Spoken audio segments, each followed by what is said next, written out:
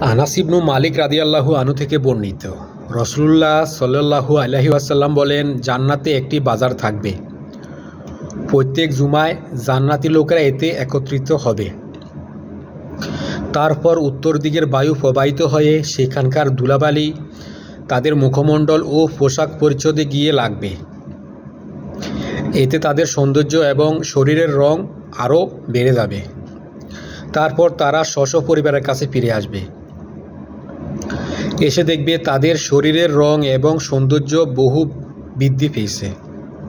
এরপর তাদের পরিবারের লোকেরা বলবে, আল্লাহর শপথ, আমাদের নিকট হতে যাবার পর তোমাদের সৌন্দর্য বৃদ্ধি পেয়েছে।